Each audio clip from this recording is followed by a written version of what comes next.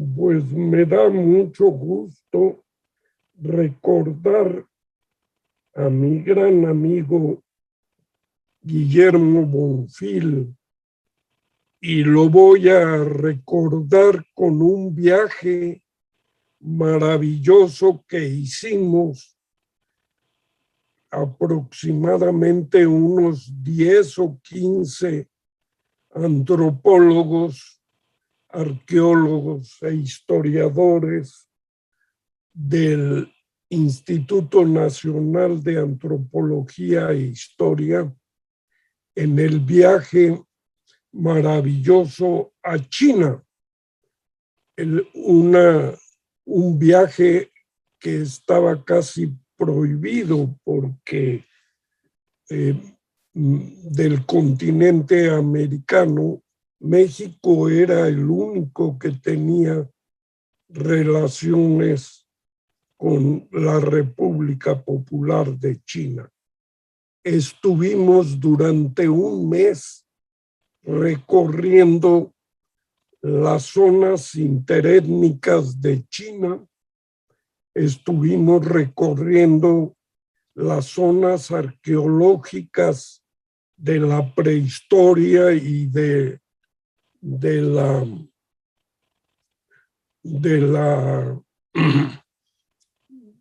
la historia amplia de China y sus repercusiones en la vida mundial, y cómo la civilización china y la civilización mesoamericana componían aspectos similares y parecidos. Estuvimos hablando sobre los modos de producción asiático con el doctor Xian Mei, que era el arqueólogo más importante de China, y discutiendo con los grupos étnicos de China sobre cómo se podría atender y tratar la diversidad cultural y lingüística del mundo. Fue una experiencia fenomenal. En 1973, que tuvimos la oportunidad de estar, entre otros, el doctor Piña Chan, el doctor Jaime Litvak, el doctor Eduardo Matus y varios del Instituto de Antropología, y yo asistí en representación del Instituto Nacional Indigenista como director adjunto. Estuvimos visitando de manera excepcional, acompañados por traductores que hablaban español perfectamente bien, y visitamos, entre otros, la comuna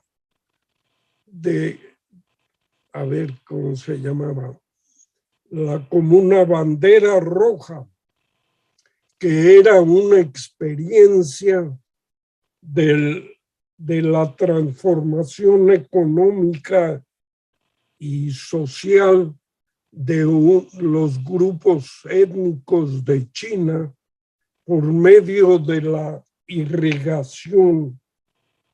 Fue algo maravilloso.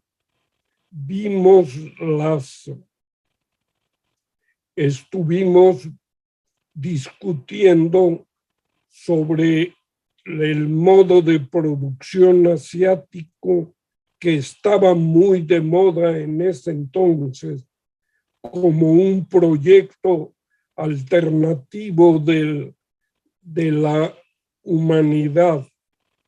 y comparábamos a China con Mesoamérica en todos los aspectos, en los aspectos lingüísticos, en los aspectos culturales, en los aspectos de los estilos de vida, de la medicina tradicional, de la y sobre todo de las tecnologías arqueológicas para comparar los modelos de China y de México. Fue una experiencia inédita. Habría que recuperar por parte del Instituto de Antropología toda esa experiencia histórica. Nos tocó estar en el aniversario de la Revolución China y tuvimos la suerte de escuchar al presidente Mao y al secretario de Relaciones Exteriores, Zhou Enlai, que tenía una visión universal de la historia de China, y aprendí yo, que hay que tener una visión multidisciplinaria de la antropología y de la historia. Es algo verdaderamente maravilloso. Guillermo era el que encabezaba oficialmente esta delegación. Yo creo que la primera delegación oficial en el campo de la antropología y de la historia, y que sería bueno recuperar todo ese material que se registró entre los investigadores de Lina y los investigadores chinos durante un mes de diálogo continuo, viajando por distintas regiones de China.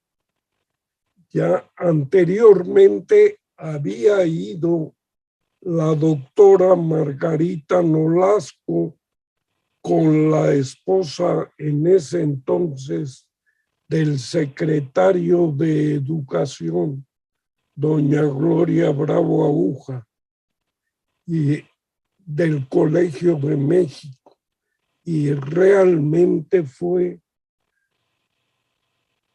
un diálogo entre Asia y América, o las sociedades originarias de este territorio.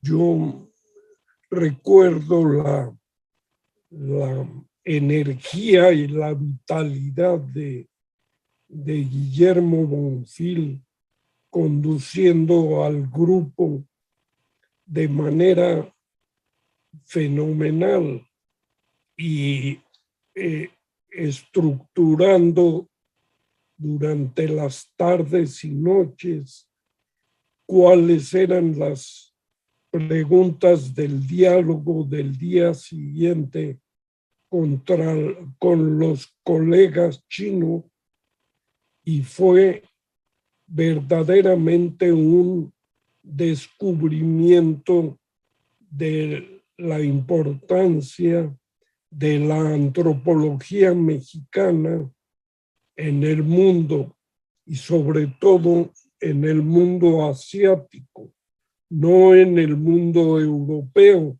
sino en el pensamiento de lo que en ese entonces se llamaba el tercer mundo y que nos permitió crecer intelectualmente al recorrer las zonas arqueológicas de China y las zonas de los grupos étnicos de China. Ahí Guillermo y yo establecíamos el diálogo con el Instituto de Estudios Étnicos de la República Popular de China y podíamos establecer un análisis comparativo, lo mismo que los arqueólogos e historiadores, sobre las técnicas y el manejo de la reconstrucción de las zonas arqueológicas más antiguas de China comparadas con las de México. Fue una experiencia singular y particular. Tal vez el doctor Eduardo Matos se recuerda de algunos detalles, así como yo. Podría ser una recuperación bien importante de esa época. Y también estuvo la esposa de Guillermo, Cristina, quien seguramente tendrá recuerdos muy vívidos de esa época en la historia de las relaciones internacionales entre la antropología mexicana y las diversas antropologías del mundo, pero en particular esta que es relevante y significativa. Pues es un relato breve que seguramente en su archivo Guillermo debe tener una gran material de esa etapa, que fue una etapa de crecimiento y de renovación del Instituto Nacional de Antropología y del Instituto Nacional Indigenista, que modificó, a mi modo de entender, la forma de entender la historia de México en su largo camino y la presencia de la diversidad cultural y étnica de México y China. Es algo que merece una reconstrucción y una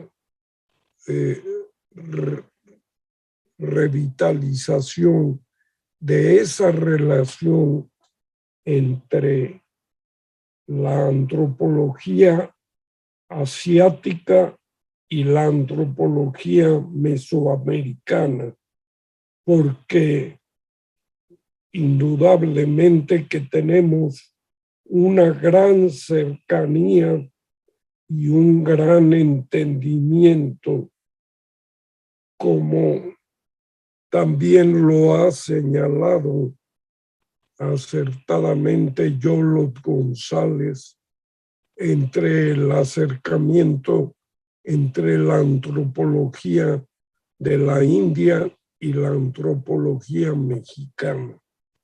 Yo creo que es una beta maravillosa que hay que revitalizar dentro del INAH y del Instituto Nacional de los Pueblos Indígenas y también del CIESAS. Pues recordar este momento histórico es para mí un gran honor. Tener la imagen de Guillermo en esta charla breve para la Feria Internacional del Libro de Antropología de este año 2021. Gracias. Gobierno de México.